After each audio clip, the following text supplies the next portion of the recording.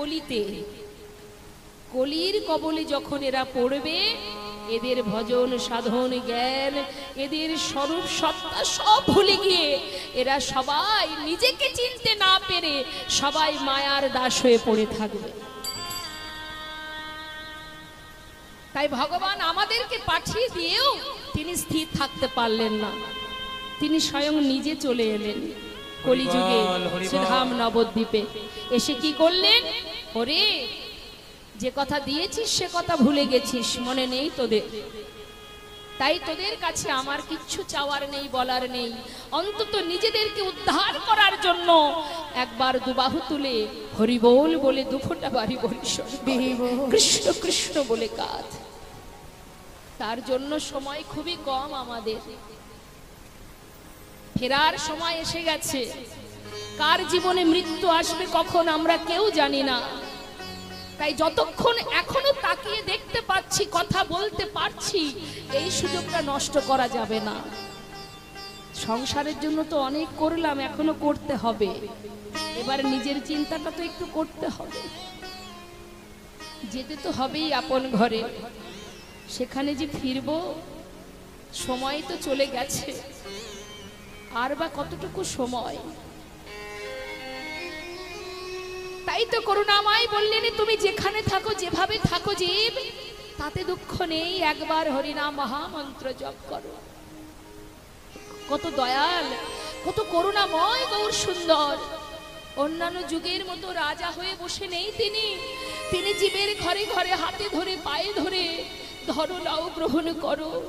কপালে কলসির কানা দিল, জগাই মাধায় ভেঙে। নিত্যাই চাঁদ বললেন, মেরেছিস কলসির কানা, তাই বলে কি তোদের নাম দেব না? এমন দয়াল কয়জনা হতে পারে? তাই নিজেদেরকে আগে জানতে হবে, আমি কে, কে আমার, কেন মরে যারে তপত্রয়। যাদেরকে আগলে বসে আছে এরা আমার কে? আর যাকে ভালোবাসছি না, যাকে ডাকছি না, যাকে ডাকার সময় হচ্ছে না, সে বা আমার কে? এরা আমার কেউ নয়। এদের কাছে শুধু স্বার্থের বিনিময়। স্বার্থ যেদিন ফুরিয়ে যাবে, তোমার ক্ষমতা যেদিন ফুরিয়ে যাবে, সংসার জীবনের মোহ আর মায়া তোমায় ত্যাগ করে দেবে।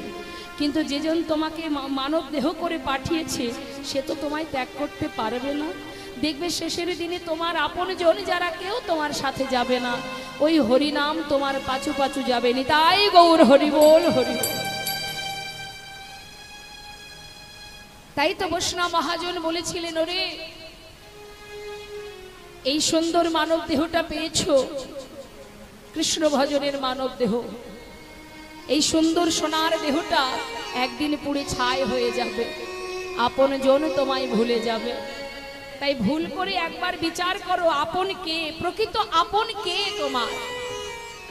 কে তোমার আপন, কে তোমার পর? আপন আপন করছো যারে, সে আপন নয়। দিন ফুরালে বুঝবে আপন যে পর হয়। তোমার সোনার অঙ্গ হবে ভঙ্গরে,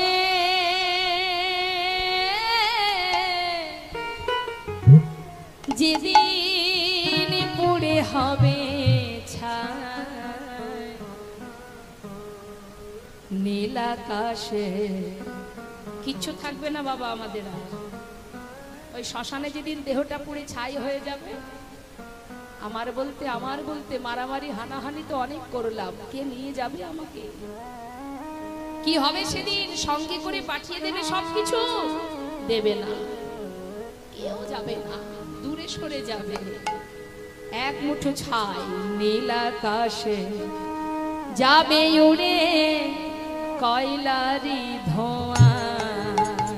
সেদিন নীল আকাশে যাবি মিশে কয়লারি ধোঁয়ায়। ও তোমার সোনার অঙ্গ হবে ভঙ্গরে,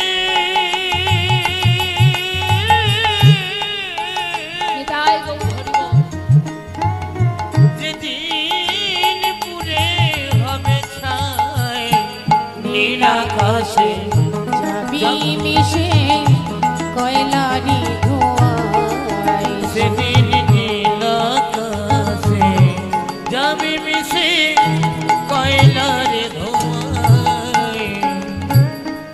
জ্বালবে আগুন খুঁচে খুঁচে।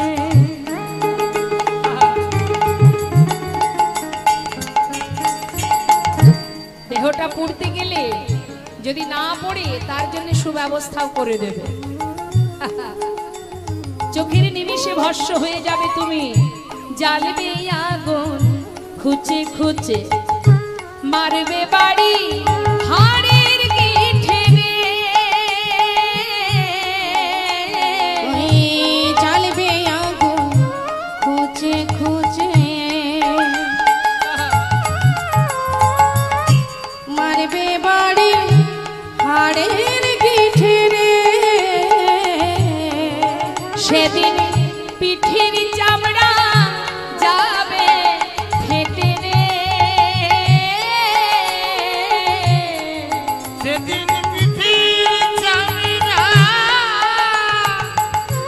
যাবে ফেটে রে। বলুন দেখি মা, যখন বেঁচে ছিলাম, যাদের সবার জন্য যখন ভেবেছিলাম, অঙ্গে একটু আঘাত লাগলে আমার জন্য অনেকে কেঁদেছে। আমার কষ্ট সহ্য করতে পারেনি সে। একটু কেটে গেলে কত মানুষ এসেছে সেটাকে সারানোর জন্য। কিন্তু যেদিনই চিতায় মাঝে বাঁশের বাড়ি দিয়ে আমার দেহটা ফাটিয়ে দেবে, বলো সেদিন হাত বোলাবে কে আর গায়। নিতাই গৌর হরিবোল। যাবে মিশে কয়লারে ধোঁয়ায়। সেদিন নীল আকাশে যাবি মিশে কয়লারি ধোঁয়া। এবার আত্মীয় পরিজন, আপনজন, তারা কি করবে?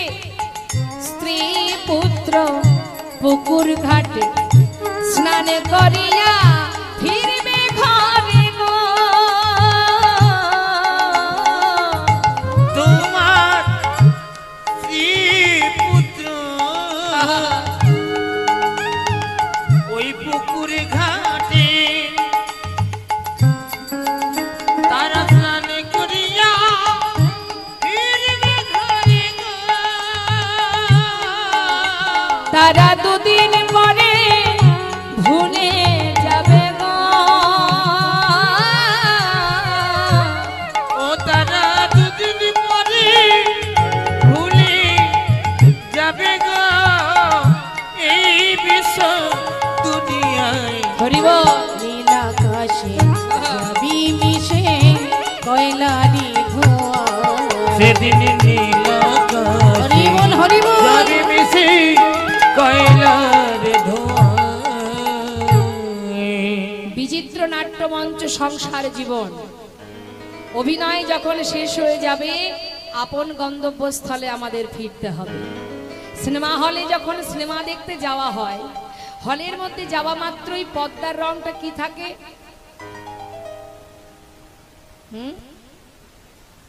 সাদা। সিনেমাটা যখন দেখেন 3 ঘন্টা, 3 ঘন্টা সিনেমা হলে যখন সিনেমা হয়, কত রং বেরঙের নাটক হয়, তাই না? ওই নাটক দেখতে দেখতে আমরাও নাটকের মধ্যে ডুবে যাই, তাই তো মা? 3 ঘন্টা নাটক হলো, নাটকের শেষে গিয়ে যখন সেই সুন্দর নাটকটা বন্ধ হলো, সেই পর্দার রংটা কি রঙিন থাকবে? সাদাই হবে। আমাদের জীবনটাও তাই, সংসারটাও তাই। সংসারে এটা একটা নাটকের মঞ্চ, সুন্দর মঞ্চ, রং বেরঙের মঞ্চ। কখনো কারোর স্ত্রী, কখনো কারোর মা, কখনো কারোর কন্যা, একটার পর একটা রোল চলছে। যখন যে অভিনয় পড়ছে, পালা পড়ছে, অভিনয় করছি আমরা। অভিনয় তো শেষ হবেই বাবা একদিন। আর অভিনয় শেষ হলে তখন আমাদের নিজের ঠিকানায় নিজেদের ফিরতে হবে, অর্থাৎ যেখান থেকে এসেছিলাম সেখানে। অর্থাৎ প্রথমে যেমন সাদা পর্দা ছিল, আবার শেষে গিয়ে সাদা, অর্থাৎ সেই গোড়াতেই ফিরতে হবে। হরি বল। তাই মহাজন বললেন, সংসার জীবনে নাটক মঞ্চে যে নাটক করছো করো, যে কর্ম করছো, সংসারে ছেলে মেয়ের ভবিষ্যতের জন্য অর্থ উপার্জন করছো, এটা তোমার দায়িত্ব। তোমার হাত ধরে সন্তান এসেছে যখন, তার প্রতি তোমার দায়িত্ব কর্তব্য তুমি পালন করো, কিন্তু মনটা দিয়ে দাও। ঠিক রাধারানী যেমন সংসারে আয়ানের ঘরণী হয়ে জটিলা কুটিলা বাদিনী শাশুড়ি ননদিনীর সংসারে থেকে যেমন ভাবে কর্ম করেছে, রন্ধন করেছে, কিন্তু গোবিন্দ কৃষ্ণ কৃষ্ণ ছাড়া তার তো আর কোনো মন ছিল না মা। মনটা ছিল সর্বদাই কৃষ্ণ চরণে, কৃষ্ণের কাছে। ঠিক তদ্রূপ তুমিও সমস্ত কর্ম করো, সবই করো, কিন্তু মনটা দিয়ে দাও গোবিন্দ চরণে। তাই গৌর হরি বল, হরি বল। দুঃখে রাখলেও তোমায় জানাবো, সুখে রাখলেও তোমায় জানাবো, ভালো থাকলেও তুমি আমার সব, তুমি দুঃখে রাখলেও তুমি আমার সব, তোমায় আমি ছাড়বো না। হরি বল। তাই আজ মহাজন বলছেন, হে জীব, সময় গেলে আর পাবে না। তুলবি যদি ছানা মাখন সকাল সকাল তোল, শিশুকালে কৃষ্ণ ভজন, বৃদ্ধতে ভজনেতে বাধাই গল। করুণাময় দয়াল গৌর সুন্দর তিনি কলিজীবের উদ্ধারের জন্য হাতে ধরে পায়ে ধরে হরিনাম দিলেন। মহাজন সেই কারণে পদাবলিতে বললেন, এ তৃণ ভুবনে আনন্দে ভরিল, এ তৃণ ভুবনে আনন্দে ভরিল, এ তৃণ ভুবনে আনন্দে ভরিল, উঠিল মঙ্গল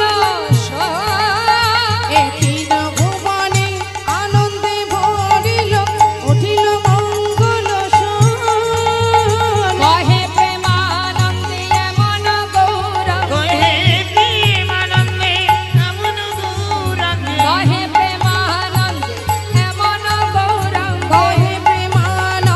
এমন গৌরাঙ্গে রতি না জনমিল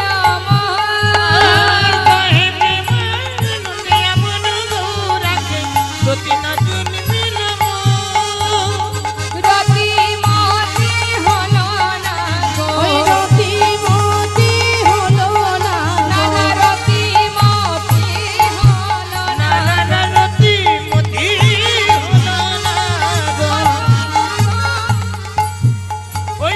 দয়াল গৌর অবতারে রতিমতি হলো না ও গয়ামি আধম রইলাম পড়ে, রতি মতি হল না গো, আমি অধমে রইলাম পড়ে আমি আশা যাওয়া সারি হলো, আমি অধম রইলাম আমি পড়ে আশা যাওয়া সার হলো, ওই দয়াল গৌর অবতারে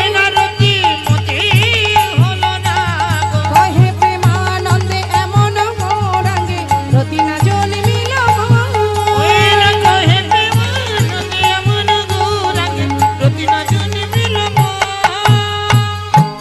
মহাজন পদাবলিতে বলছেন, কত পাপি তাপি তরে গেল, আমি অধম রইলাম পড়ে, আমার রতিমতি হলো না। যে ভগবানকে ভালোবেসে পদাবলী লিখেছেন, মা পদ লিখেছেন, তিনি বলছেন আমার রতিমতি হলো না। আর এদিকে দেখবেন আমাদের মধ্যে কি হয়, কেউ যদি একটু ভগবানকে ভালোবাসতে পারে, যদি প্রভুর কৃপা হয়, এমনি তো আর হয় না। ভগবান আমাদেরকে স্মরণ করেন, তাই আমরা স্মরণ করতে পারি, না হলে তাকে স্মরণ করা চারটেখানি ব্যাপার নয়। তিনি সর্বদাই আমাদের কথা ভাবেন, তাই আমরা তার কথা ভাবতে পারি। তা প্রভু যে আমাদের যে এই মানব দেহ আমরা পেয়েছি, একটু যদি ভগবানকে আমরা ভালোবাসতে পারি, আমাদের মধ্যে অহংকার এসে যায়। একটু যদি কেউ শাস্ত্র পড়ে, তার মধ্যে দেখবেন অহংকার আসে, পাণ্ডিত্যের অহংকার। একটু পড়েছে কি না পড়েছে, সে মনে করে আমি সব জানি। অহংকার তো শুধু একটা ক্ষেত্রে হয় না, টাকার অহংকার আছে, রূপের অহংকার আছে, পাণ্ডিত্যের অহংকার আছে, বিভিন্ন রকমের অহংকার আছে। তা অহংকার এমনই একটা জিনিস, কেউ যদি অহংকার একবার করে বসেছে বাবা, যে বিষয় নিয়েই হোক, অহংকার যদি সে করে, তবেই কিন্তু সেই দিন থেকে, সেই মুহূর্ত থেকে কিন্তু তার পতন হতে শুরু হয়। কারণ অহংকার করার জায়গা এখানে তোমার নয়, এটা আমাদের জানতে হবে। এখানে কোনো কিছু নিয়ে অহংকার করা আমাদের যাবে না। কেন যাবে না? আমরা এখানে এসেছি দুদিনের জন্য। এই সংসারে, এই সমাজে, এই পৃথিবীতে আমরা যে মানব দেহ হয়ে এসেছি, এই যে দেহটা পেয়েছি, এই দেহটাও আমার নয়। আর সবকিছু তো পড়ে রইল, প্রকৃতিতে যা আছে সবই আমার নয়, সেটা তার সৃষ্টি। আমি আমার কর্ম অনুযায়ী পাচ্ছি ফল, যেমন কর্ম করছি তেমন ফল পাচ্ছি। অর্থাৎ আমাদের জীবনটা ঠিক কেমন বলুন তো, একটা ইংলিশে একটা ইউ যে শব্দটা আছে, ইউটার মনে করুন অর্ধেকটা পাপ অর্ধেকটা পুণ্য। এই যে পাপ আর পুণ্য আমাদের জীবনটা, তা ইউটা হচ্ছে ইউ এর অর্ধেক পাপ অর্ধেক পুণ্য। ইউ একটা পাইপ, ধরুন একটা পাইপের একটা ইউ, তার অর্ধেকটা পাপ অর্ধেকটা পুণ্য। এখন আপনি যদি ভালো কর্ম করেন তাহলে কি হবে, যেদিকটা পুণ্য আছে সেদিকে ভর্তি হবে, যত এই দিকে ভার হবে তত পাপ বেরিয়ে চলে যাবে। আর যদি পাপ করেন তাহলে পাপ যত ঢুকবে তত এই দিক থেকে পুণ্যটা বাহির হয়ে যাবে। নিতাই গৌর হরি বল হরি বল। অর্থাৎ কর্ম অনুযায়ী তুমি ফল পাবে। পাপের ভাগ বেশি হলে তার ফল একরকম, আর যদি ভালো কাজ করো তার ফল আর এক রকম। তা আমাদের এই মনুষ্যকুলে জন্ম পাওয়াটা, এই দেহটা, এটা আমার নয়, তিনি দিয়েছেন। চেয়েছিলাম তাই পেয়েছি। প্রকৃতির সৃষ্টি দেহ, যতই এর প্রতি সেবা যত্ন করি না কেন, বয়সের সাথে সাথে সব কিছু শেষ হয়ে যাবে, একদিন ধ্বংস হয়ে যাবে দেহ। তাহলে এটাও আমার নয়, এ জগতে যা কিছু আছে সেটাও আমার নয়। তাহলে কিসে এত অহংকার করব আমরা? কোনো অহংকারের জায়গা নেই। অহংকার করলেই শেষ, অহংকার করা যাবে না। তা যে ভক্ত অহংকার করে যে আমি শাস্ত্র পড়েছি, আমি পণ্ডিত, আমি ভগবানকে 4 বার সেবা দিচ্ছি, আমি নিজে ভগবান, অনেকে ভাবে। হাতে একটু নামের মালা, ললাটে তিলক থাকলে দেখবেন আছে, অনেক হরিবাসরে আছে, কীর্তন শুনতে বসবে, যে কীর্তনিয়া, আমি আমার কথাই শুধু বলছি না, মনে করুন খুব একটা ছোট্ট বাচ্চা হোক, যেই হোক, ভগবানের নাম করছে দাঁড়িয়ে 3 ঘন্টা 3.5 ঘন্টা কৃষ্ণ নাম করছে বাবা। তার মধ্যে 3 ঘন্টা 3.5 ঘন্টা যখন সে একা কথা বলছে, ভুল ভ্রান্তি তার মধ্যে আসবে যাবে, হতেই পারে, মানুষ তো আমরা। তাই এবার ভুল যখনই হবে, যে বৈষ্ণব তার স্বভাব কি হবে? সর্বদাই দীনতা। তৃণাদপি শুনেছেন তরুরিব সহিষ্ণু না আমানের মানদেন কীর্তনীয় সদাহরি। ভগবানকে জানতে পারে, তাকে বুঝতে পারে যে অর্জুন এত বড় ভক্ত, যার রথের সারথি আমাদের অনন্ত কোটি বিশ্ব ব্রহ্মাণ্ডের মালিক গোবিন্দ। সেই অর্জুন এত বড় ভক্ত হয়ে গোবিন্দকে চিনতে না পেরে পাপ খণ্ডন করার জন্য গিয়েছিলেন গঙ্গা স্নান করতে। আর আমরা কি ভগবান হতে পারবো? আমরা কি সব জানতে পারবো? পারবো না। তো কি করে? সাধুগুরু বৈষ্ণব যদি বসে, কিছু কিছু সাধু আছে যারা কৃষ্ণ শব্দটা উচ্চারণ করা মাত্রই চোখের জলে বুক ভাসিয়ে কাঁদে। যাই করুক, কৃষ্ণ নাম তো করছে, এটাই তো বড় পাওয়া। কয়জনা বলতে পারে কৃষ্ণ নাম? কৃষ্ণ উচ্চারণ করতে পারে কয়জনা? সে শিশুই হোক যেই হোক, কৃষ্ণ নাম বলছে। ভুল হতেই পারে, আমি কেন ধরবো ভুলটা? বালি আর চিনি মিশিয়ে দিলে, পিপিলিকা ছেড়ে দিলে বালিটাকে ধরে আনে না, চিনিটাকে বের করে নিয়ে আসে। তা ঠিক তদ্রূপ মা, দেখবেন যারা একটু শাস্ত্র পড়েছে কি না পড়েছে ভগবান সেই জানেন। এখন সে কি করবে? কানাকানি করবে, এটা ভুল, ওটা ভুল, সেটা ভুল। আরে বাবা, তুমি ভুল ধরার কে? তুমি ভুল ধরার কে? এটা শুধুমাত্র আমি কোনো আসল ক্ষেত্র বলছি না। কিছু কিছু মানুষ আছে যারা একটু শাস্ত্র পড়লে নিজেদেরকে কি ভাবে, আমি পণ্ডিত। কিন্তু একবার বিচার করে দেখেছো? তুমি অনুভব করে দেখো, তুমি কতটুকু এগোতে পেরেছো? কে কে করুণা করলো আমি জানি না, তুমি কতটুকু এগিয়েছো, কতটুকু ভালোবাসতে পেরেছো তাকে, কতটুকু জেনেছো তাকে। অত সহজ নয়। মহাজন বললেই, পণ্ডিত বললেই পণ্ডিত হওয়া যায় না। মহাজন বললেন পাণ্ডিত্য যার ভিতরে আছে, তার ভিতরে আছে শুধু দীনতা। অর্থাৎ দুর্বা ঘাস, তার উপর দিয়ে যদি কেউ মারিয়ে যায়, সে কিন্তু মাথাটা উঁচু করে না, নিচু করে। কিন্তু বাবা আপনি যখন চলে যাবেন, সে মাথা তুলবে। মহাজন বললেন একটা দুর্বা ঘাস কিছুক্ষণ পরে মাথা তোলে, তুমি তুলতে পারবে না। যদি তুমি প্রকৃত বৈষ্ণব হও, তোমার স্বভাব কি হবে? ওই দুর্বা ঘাসের থেকেও নত। তৃণা ওপি, তৃণের থেকেও নত, তুমি মাথা তুলতে পারবে না। হরি বল হরি বল। আর আরো কি? তরুরিব সহিষ্ণু না, বৃক্ষ। একবার ভাবুন, একটা বৃক্ষ থেকে ফল তুলে নি, ছিঁড়ে নি, ডোকা কেটে নি, কি নান তোমা? সেই বৃক্ষ সে কি প্রতিবাদ করে? করে না। বরং কি করে? সেখান থেকে আপনি একটা ডোকা কেটে নিলে সেখান থেকে আরো 4টে ডোকা বাহির হয়। কার জন্য? আপনারই সেবার জন্য, ভগবানের সেবার জন্য। অর্থাৎ তার মতো সহিষ্ণুতা রাখতে হবে। অমানিরও মানদেন, সবাইকে মান দাও। তোমাকে যদি কেউ ঘৃণা করে, তুমি পাল্টা প্রতিবাদ নয়, তাকে সম্মান করো। তুমি যখনই সম্মান করবে সেও তোমাকে সম্মান করবে। কাউকে সম্মান করা মানে নিজেকে সম্মান করা। তাহলে সম্মানীয় ব্যক্তি যদি হয় তাকে যে তোমাকে ঘৃণা করবে তুমি তাকে মান দেবে, সে তোমার মান না দিক তুমি ভুল করতে পারবে না। তাহলে তুমি কিসের বৈষ্ণব? তুমি তাকে মান দেবে, এটাই স্বভাব।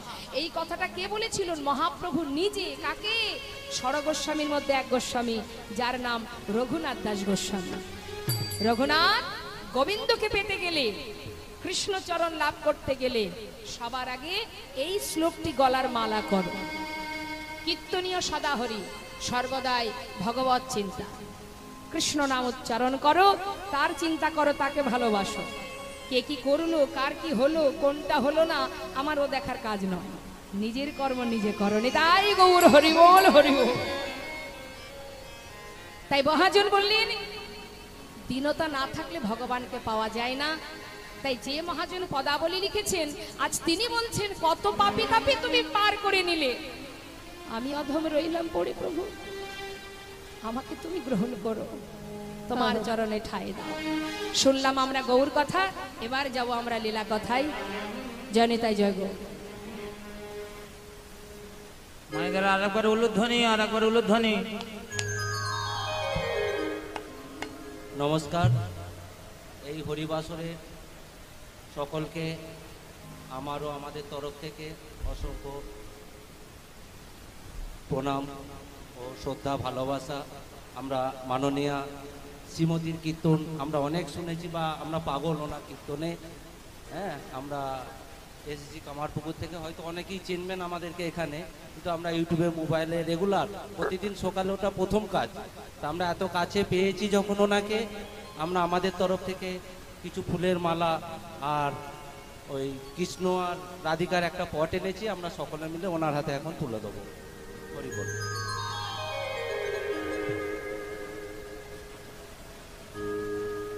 উলুধ্বনি, উলুধ্বনি।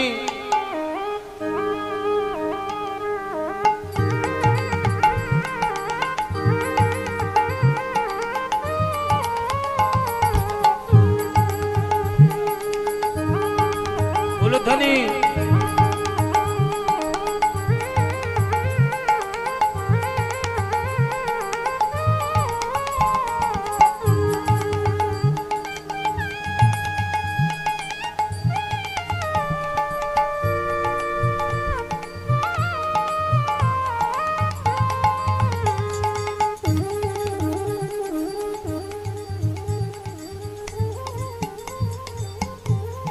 হরে কৃষ্ণ, জয় নিতাই, জয় গৌর। নিতাই গৌর হরি বল, হরি বল, গৌর হরি বল।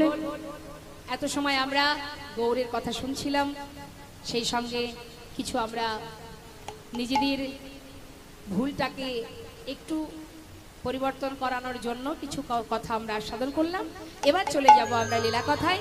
আর লীলা কথায় যেহেতু আমাদের আজকে বৃন্দাবনে গোবিন্দের সঙ্গে মিলন হবে এই দুই ভক্তের, লালা এবং জগৎ শেঠের, তো সেই জন্য আমরা একটু একটা ভজনের সাথে সাথে বৃন্দাবনে প্রবেশ করব। চলুন যায় দুটি বাহু তুলে। পিছন দিকে অনেক ভক্ত আছেন, যদিও বা সবাইকে দেখতে পাচ্ছি না, তো একবার হাতটা তুললে আমি দেখতে পাবো। সবাই মিলে একবার তুলবেন। নিতাই গৌর হরি বল, হরি বল, হরি বল, হরি বল। নিতাই গৌর হরি বল, গৌর হরি বল। বৃন্দাবন ধাম আচ্ছা,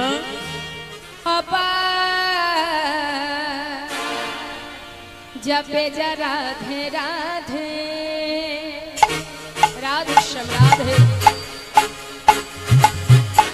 हरि बोल, हरि बोल।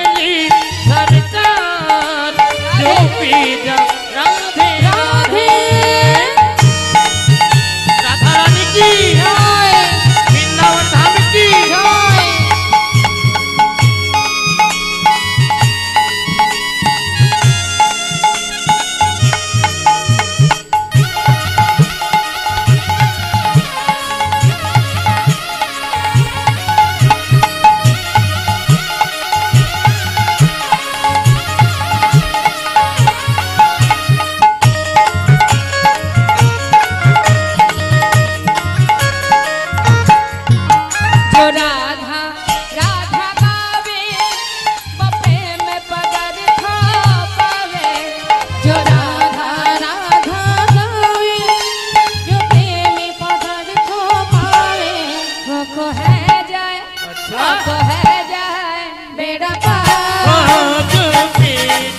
राधे राधे बप हो जाए बप हो जाए तेरा पार चुपी जा राधे राधे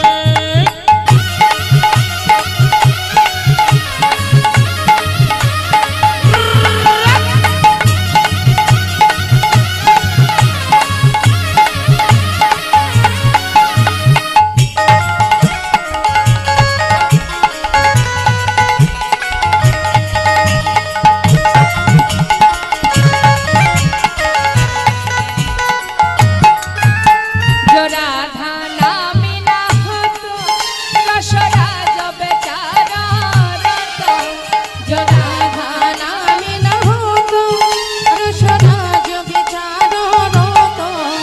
কত সুন্দর কথা যদি রাধা না থাকতেন তাহলে আমার গোবিন্দ বৃন্দাবনে আসতেন না রাধা আছেন বলে গোবিন্দ আছেন তাই গৌর হরি বল।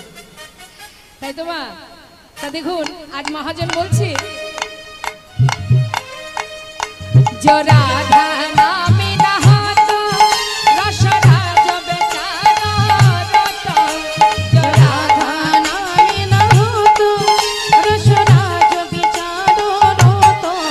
नहीं होता अच्छा नहीं होता कृष्ण अवतार जो राधे राधे राधे नहीं हो तो कृष्ण अवतार चुपी जा राधे राधे वृंदावन धाम अपार जपे जा राधे राधे भोजी राधे राधे जपे जा राधे राधे। चुपी जा राधे राधे দুটো হাত তুলে সবাই মিলে বলবেন রাধা রানী কি বৃন্দাবন ধাম কি বাঁকে বিহারী লাল কি রাধে শ্যাম রাধে শ্যাম রাধে রাধে জয় রাধে শ্যাম মধুময় সুধাম বৃন্দাবনে ভগবানের চরণ পাকপদ্ম লাভ করেছিলেন রাধা কুণ্ডের তীরে যার সুন্দর মন্দির আছে ওই লালা বাবুর মন্দির যারা বৃন্দাবনে গেছেন দর্শন করেছে রাধা কুণ্ডের পাশেই আছে লালার মন্দির এই যে লালা তিনি যেমন তেমন ব্যক্তি ছিলেন না মা তিনি বড় জমিদার ছিলেন তার ছোটখাটো জমিদার নয় মস্ত বড় জমিদার ধন ঐশ্বর্যে পরিপূর্ণ সুখের অন্ত নেই আহা তার ঘর ছিল কোথায় বেশি দূর নয় মুর্শিদাবাদ মুর্শিদাবাদে কান্দি বলে একটি জায়গা আছে সেই কান্দির জমিদার গঙ্গা গোবিন্দ সিংহ আর রাধা গোবিন্দ সিংহ দুই ভাই তার মধ্যে রাধা গোবিন্দের কোনো সন্তান ছিল না গঙ্গা গোবিন্দ সিংহের একটি পুত্র ছিল যার নাম প্রাণকৃষ্ণ সিংহ সেই প্রাণকৃষ্ণ সিংহের একমাত্র পুত্র সন্তান যার নাম কৃষ্ণচন্দ্র সিংহ যাকে ওই গঙ্গা গোবিন্দ ভালোবেসে নাম দিয়েছিলেন গঙ্গা গোবিন্দ তাহলে কি হচ্ছে সম্পর্কে হ্যাঁ ঠাকুর দাদা তিনি নাম দিয়েছেন কি লালা আদর করে নাম দিয়েছিলেন লালা এখন ছেলেটি জন্ম হবার পর থেকেই একটু একটু করে বড় হচ্ছে বয়স তখন 12 বছর মা কাচারি বারান্দায় বসে আছে ছোট্ট 12 বছরের ছেলে আর এদিকে জমিদার বলে কথা জমিদারি মহলের সামনে সদর দরজা যেটা সেই দরজার সামনে অনেক প্রহরী আছে এদিকে হঠাৎ একজন কন্যাদায়গ্রস্ত ব্রাহ্মণ এসেছেন কিছু পাওয়ার জন্য সাহায্যের হাত বাড়িয়েছেন ব্রাহ্মণ এসে দাঁড়িয়েছে দাঁড়ে সাহায্য নেবে বলে কিন্তু ওই মহলের একটা আদেশ ছিল যে কোনোদিন কাউকে এই মহল থেকে কিছু দান করা যাবে না এখন ব্রাহ্মণকে যতবার দাঁড়ি বলছে যে এখানে দান করা যাবে না চলে যাও ব্রাহ্মণ বিপদগ্রস্ত তিনি বারবার হাত পাচ্ছেন কিছু তো দাও বাবু কিছু তো দাও হরি বল আর এই কাণ্ডটা দেখছে ছোট্ট ছেলে 12 বছরের লালা সে দেখছে যে বারবার হাত বাড়াচ্ছে আর তাকে বারবার সরিয়ে দিচ্ছে ধাক্কা দিয়ে এমন সময় সেই ছোট্ট বাচ্চাটি প্রশ্ন করলেন এই যে ওদারি, তুমি ওনাকে বারবার এইভাবে ঘাড় ধাক্কা দিয়ে তাড়িয়ে দিচ্ছ কেন? কি চাইছেন উনি? বাবু, উনি এসেছেন কিছু সাহায্যের জন্য, কিন্তু এই মহলের একটা আদেশ আছে, কোনোদিন কাউকে দান করা যাবে না। ওকে এত করে বলছি, কিছুতেই শুনছে না। কেন দান করা যাবে না তা তো জানি না বাবু। অভাব তো কিছু নেই, এত ধন ঐশ্বর্য আছে যার, সে এই এলাকার জমিদার হয়ে দান করবে না, এ কেমন কথা? যারা দিনহীন কাঙাল, একজন কন্যাদায়গ্রস্ত পিতা, তিনি এসেছেন কিছু সাহায্য নেবেন, জমিদারের কাছে আসবে না তো যাবে কোথায়? যাও তুমি আমার পিতাকে গিয়ে বলো, সে যেন কিছু তাকে 1000 টাকা দান করে দেয়। আমার কথা গিয়ে বলো। এই কথা শুনে দ্বারে ভিতরে গিয়ে যখনই প্রাণকৃষ্ণকে বললেন, বাবু আপনার সন্তানের আদেশ, দ্বারে একজন ব্রাহ্মণ এসে দাঁড়িয়েছে কিছু সাহায্যের জন্য, আপনি কিছু সাহায্য করুন, 1000 টাকা। কি বললে? এতদিনের আমার প্রতিজ্ঞা লঙ্ঘন করে আমার সন্তান, যে কিনা দুধের শিশু, তার এত বড় সাহস যে আমার প্রতিজ্ঞা লঙ্ঘন করে? শোনো, 1000 টাকা ব্রাহ্মণকে দান করে দাও, আর আমার ছেলেকে জানিয়ে এসো, সে নিজে যতদিন রোজগার না করবে ততদিন তার পিতৃ সম্পদের 1 কোনা কাউকে দান করবার ইচ্ছাটুকু যেন সে প্রকাশ না করে। নিতাই গৌর হরি বল। দাঁড়ি তার কথা মতো সব কথাই লালাকে বললেন, বাবু আপনার ক্ষমতা যতদিন নিজে রোজগার না করবেন ততদিন ইচ্ছা প্রকাশ করবেন না কাউকে দান করার, এই ক্ষমতা আপনার নেই, অধিকার নেই আপনার। 12 বছর বয়স হতে পারে বাবা, তার মনটা এমনই একটি বড় মনের মানুষ সে, কিন্তু সন্তানের পিতাটিকে নিষ্ঠুর মন তার। এটাই তার মনের মধ্যে প্রশ্ন উঠছে, আমি এমন পিতার সন্তান? একজন অসহায় পিতা এসে দাঁড়ে দাঁড়িয়েছে, তাকে ঘাড় ধাক্কা দিয়ে বাহিরে বের করে দিচ্ছে, 1000 টাকা দিতে পারছে না। এত বড় জমিদার যে, যার এত ধন ঐশ্বর্য, আর আমি তার সন্তান। বেশ, আমার পিতাকে গিয়ে জানিয়ে এসো, আমি যতদিন রোজগার না করব আমার পিতার সম্পদের 1 কোনা কাউকে দান করব না। সেই দিন পিতার প্রতি এতটাই ক্ষোভ হলো, তার এতটাই দুঃখ হলো, প্রতিজ্ঞা করলেন জীবনে এই মুখ আমি আর দেখব না। সেদিন থেকে তিনি ওই ছোট্ট 12 বছরের ছেলে মুর্শিদাবাদ ত্যাগ করে দিলেন, দিয়ে বর্ধমানে একটা ফেরেশতাদারে 20 টাকা বেতনে কাজ করতে শুরু করলো। তার মনের ভিতরে এটাই দুঃখ, কি করে পারে পিতা একজন অসহায়কে দান না করে? এত নিষ্ঠুর মনোবৃত্তি, এত ছোট মন তার। আমি তার সন্তান, আমি তার মুখ দর্শন করব না। কি করলেন বাবা? 20 টাকা বেতনে কাজ করতে শুরু করলো। দেখতে দেখতে সন্তান বড় হচ্ছে, আর পিতা তার বয়স হচ্ছে। ছেলে আমার বড় হচ্ছে, পিতারও বয়স হচ্ছে। দেখতে দেখতে তিনি কত এলাকার প্রজাবর্গ পাঠিয়েছেন ছেলেকে ফেরানোর জন্য, কিন্তু তার একটাই প্রতিজ্ঞা, তার মুখ আমি আর কোনোদিন দেখব না। যার এমন মন মানসিকতা। কিছুদিন পর প্রাণকৃষ্ণ সিংহ শয্যাশায়ী হলেন। এতদিন জমিদারি রক্ষা করেছে, বিষয় সম্পদ আগলে রেখেছে, আজ সবই তার হাতের বাইরে বেরিয়ে গেছে। আর যে ক্ষমতা নেই তার মা, এটা আমাদেরও হবে একদিন। আজ যেটা আমার করে মারামারি কাটাকাটি করছি, একদিন সব ছেড়ে দিয়ে চলে যেতে হবে। শয্যার উপরে শুয়ে শুয়ে কাঁদছে আর বলছে, হে দয়াময়, জীবনে কি ভুল করেছি আমি? একটি কথার জন্য নিজের সন্তানকে হারিয়েছি। মৃত্যুর আগে তার মুখটা দেখতে পারবো না। একটি ভুলের জন্য চিরতরে আজ আমি সন্তান হারা। হে দয়াময়, আমার বলতে যা কিছু ছিল এই পর্যন্ত তোমার চরণে সঁপে দিলাম।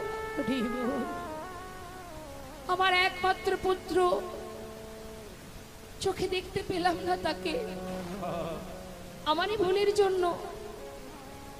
কিন্তু চলে যাওয়ার আগে তোমার চরণে জানিয়ে রাখি, ওর যে আমি ছাড়া আর কেউ নেই। তুমি ওকে দেখো প্রভু, তুমি ওকে কৃপা করে নিজ গুণে নিজের ছত্র ছাওয়ায় রেখো, কৃপা করো, রক্ষা করো হে তুমি হে ভগবান। এ জগতে সবই কিছু তোমারই তো দান। বলো এ জগতে সব কিছু তোমারই তো দান। রক্ষা করো হে তুমি হে ভগবান। হরি বল। এই জগতে সবই কিছু তোমারই তো দান। তুমি আছো হরি এই বিশ্ব চরাচরে,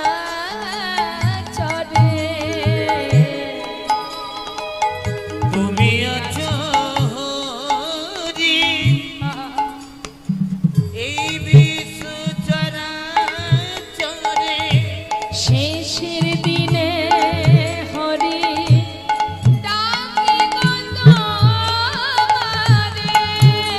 আছো হরে এ বিশ্ব চরাচরে, শেষের দিনে হরে ডাকি গো তোমারে। রক্ষা করো হে ভগবান,